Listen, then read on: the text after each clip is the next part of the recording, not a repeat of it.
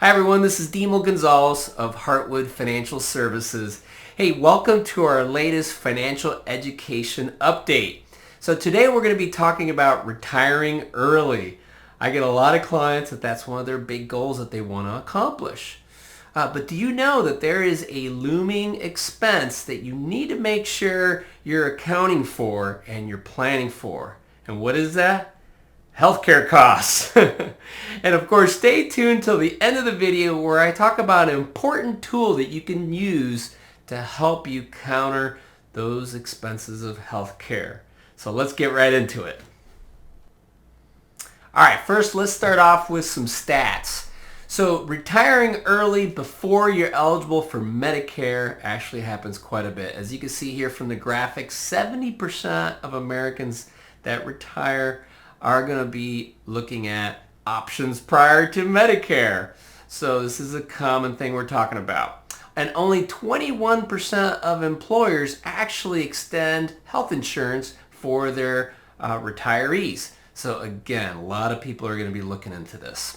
Now, I'm not going to get too much into long-term care in this video. That's for definitely another one. But it's in the graphic, so I'll mention it real quick. 70% of folks are going to need some sort of long-term care when they're 65 and older.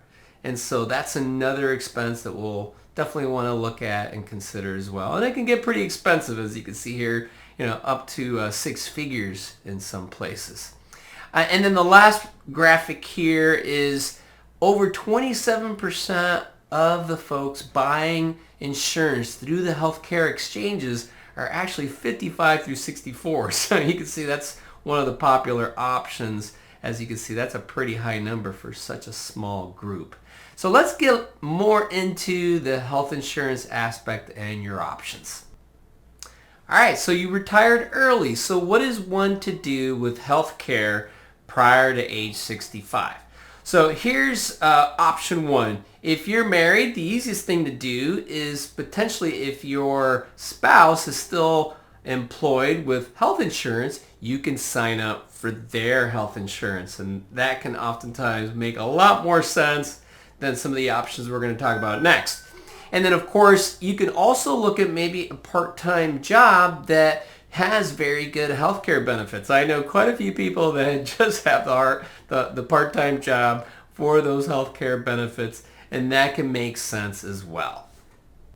Okay, and then you have COBRA. No, it's not a big bad snake, as you see here. It's actually the Consolidated Omnibus Budget Reconciliation Act. Did not know that until I researched this. But anyways, this is health insurance that you had through your employer that's being extended to you as now an ex-employee, and you pay the full price because you're paying for it directly plus all the administrative fees. So it can end up being a little bit more expensive. And this is a temporary solution. It's usually up to 18 months. There's some situations where it can maybe be a little longer. But if you really like your plan, this could be an option as well. And finally, you have exchange-based plans. Now, these are insurance policies that you can buy either through your state or directly through the federal government, depending on the state that you live in. And you can shop around for all different kinds of levels and benefits in these health insurance plans. And one of the interesting things about them is you could get a subsidy to help you pay for the premium depending on your income. So if your income is a little lower, this actually could be one of the best options to consider. All right, and finally we have the tip that I teased at the beginning of the video to help you save for future healthcare costs, and it's called an HSA, Health Savings Accounts. So these are accounts that are tied together with high deductible insurance, health insurance policies. Okay, you can buy those through the exchanges or privately. They have much lower premiums, but they have a much bigger deductible, which means that you have to pay a lot of stuff on your own before the insurance kicks in. So it's typically better for people that are healthier or younger. So this is a strategy that I bring up a lot for my younger clients, in their 30s, 40s, and 50s. that are especially looking for saving, and also a nice way to get some tax deductions, because the money that goes in, you get a tax deduction, and if you spend it for health-related costs, they're tax-free. And you don't have to spend it every year. You can actually bank it and use it later on, which is really, really nice.